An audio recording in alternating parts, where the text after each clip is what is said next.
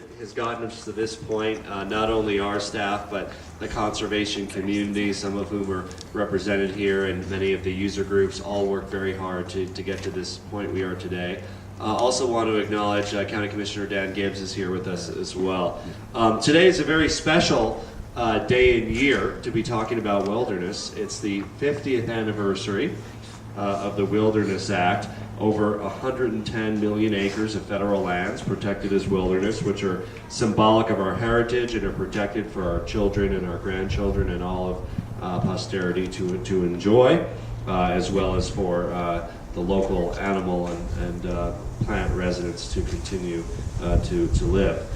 Today we're very excited to take another step forward to making our home a better place, enriching the lives of everyday Coloradans, creating jobs in tourism and providing protection to unequaled wildlands and areas that are fit for other uses. So I'm very pleased to introduce the Rocky Mountain Recreation and Wilderness Preservation Act, which benefits wildlife, clean air, local businesses, and our economy, which is why it has a broad coalition of local businesses, elected officials, user groups, and many others who join in support of this exciting new wilderness bill.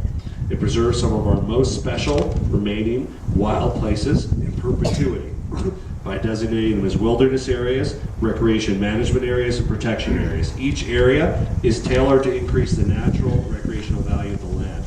So keep in mind that when an area is managed as wilderness, that can be a temporary designation. And it's up to the whim of any particular president or any particular Secretary of the Interior or Secretary of Agriculture, depending on where the land is controlled, how that land is managed. And by putting it in law and in statute, we can ensure that these areas are protected in perpetuity, regardless of who a particular president is, or regardless of the particular political whims of the country at a given time. And that's very important not only to residents of Summit County, but important to growing our tourism economy here in Summit County, and of course protecting the wildlife that live in the area. With the introduction of this legislation, this is an important first step. We're going to continue to work until we pass this bill into law. We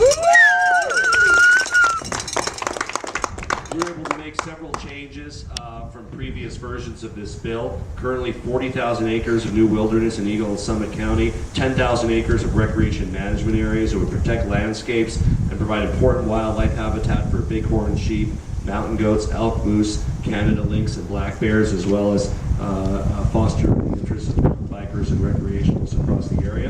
New this year, we have the 10-mile recreation management area to promote the thriving recreation economy. People from around the world come to enjoy world-class recreation opportunities, including mountain biking, hiking, fishing, horseback riding, snowshoeing, climbing, skiing, camping, and hunting.